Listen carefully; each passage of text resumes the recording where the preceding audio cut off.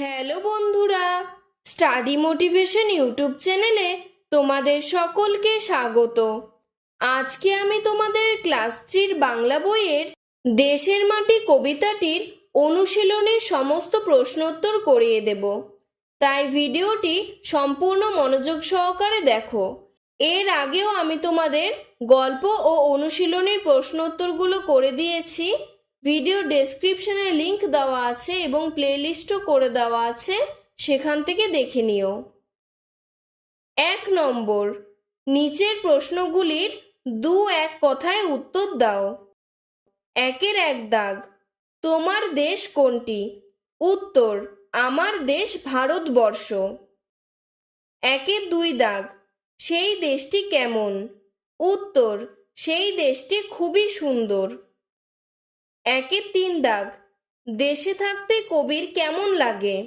উত্তর, দেশে থাকতে কবির মধুর মতো লাগে, অর্থাৎ খুবই সুন্দর লাগে। 1-এর 4 দাগ, এই কবিতায় এমন একটি ফলের কথা বলা হয়েছে যার মধ্যে খাবার এবং জল দুটোই থাকে। কোন ফল তা লেখো। উত্তর, ফলটি হলো নারকেল। 1-এর 5 দাগ, ধানকে এখানে কনক বা সোনার সঙ্গে তুলনা করা হয়েছে কেন? উত্তর, ধানকে এখানে কনক বা সোনার সঙ্গে তুলনা করা হয়েছে কারণ ধান পাকলে তা সোনালী বর্ণ ধারণ করে। 1-এর 6 দাগ, কবিতায় কবি কোন পাহাড়ের কথা বলতে চেয়েছেন যা আমাদের দেশকে সুরক্ষিত রাখে? উত্তর, কবিতায় কবি হিমালয় পর্বতমালার কথা বলতে চেয়েছেন যা আমাদের দেশকে সুরক্ষিত রাখে। 2 নম্বর, কবিতাটি কার লেখা? এই কবির লেখা বাংলাদেশ আর কবি দ্বিজেন্দ্রলাল রায়ের লেখা সকল দেশের সেরা। কবিতা দুটি শিক্ষকের থেকে শুনে নাও। এই কবিতাটি কবি ছন্দের জাদুকর তথা সত্যেন্দ্রনাথ দত্তের লেখা।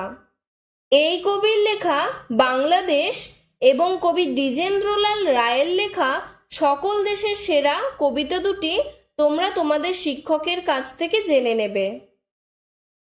3 নম্বর, ঠিক শব্দের ওপরে টিক চিহ্ন দাও। 3-এর 1 দাগ, মাথায় সূর্য এসে সোনার কাঠি ছোঁয়ায়। 3-এর 2 দাগ, সাগর সে তার ধোয়ায় পাটি। 3-এর 3 দাগ, দেশের কোল ভরে আছে কনক ধান। 3-এর 4 দাগ, গন্ধে মাতায় লীলা কমল। 4 নম্বর, নিচে কতগুলি পংক্তিতে দেওয়া হলো যেটি পদ্যে লেখা, এগুলিকে গদ্য ভাষায় লেখো। 4-এর 1 দাগ, পাহাড় তারে আড়াল করে সাগর সে তার ধোয়ায় পাটি। উত্তর, পাহাড় তাকে আড়াল করে আর সাগর তার পা ধুয়ে দেয়। 4-এর 2 দাগ, আমার দেশের পথের ধুলো খাঁটি সোনার চাইতে খাঁটি। উত্তর, আমার দেশের পথের ধুলো যা খাঁটি সোনার থেকেও খাঁটি।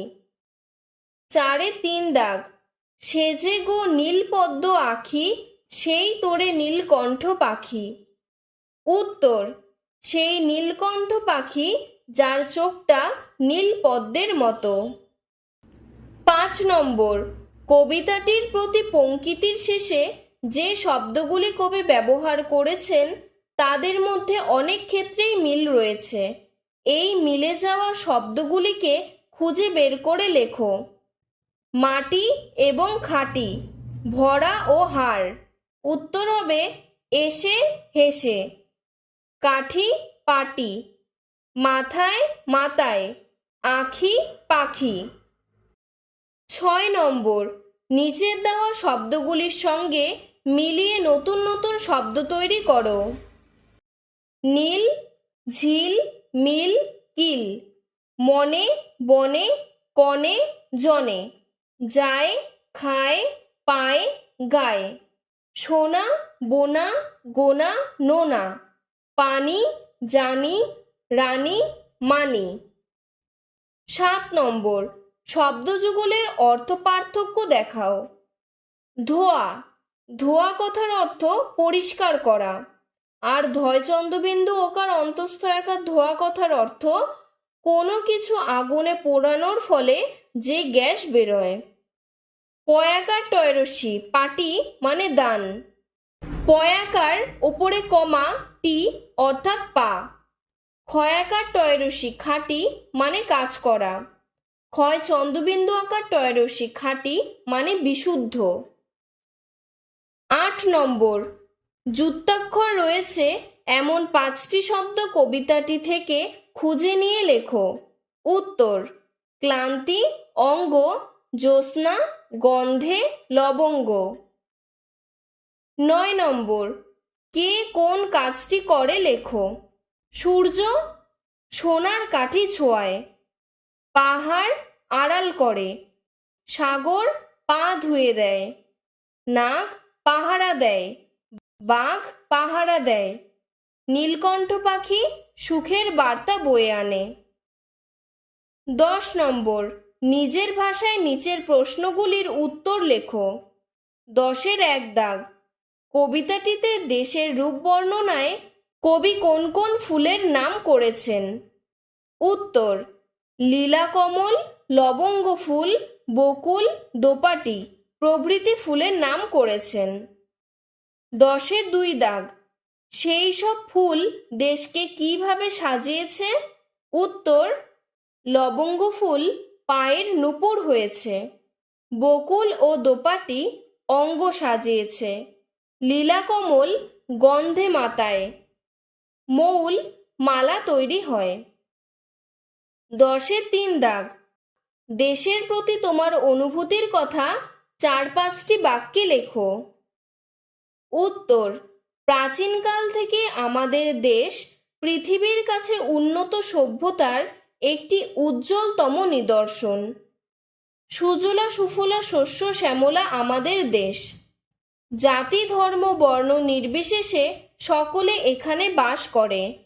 খাদ্য পোশাক ভাষার পার্থক্য থাকলে আমরা সকলেই ভারতবাসী। এখানে একাধিক সভ্যতা দেখা যায়। তাই আমাদের দেশ একটি বৈচিত্র্যময় দেশ। আজকের ভিডিওটি এতটুকুই। ভিডিওটি ভালো লেগে থাকলে লাইক করে চ্যানেলটিকে সাবস্ক্রাইব করে দিও।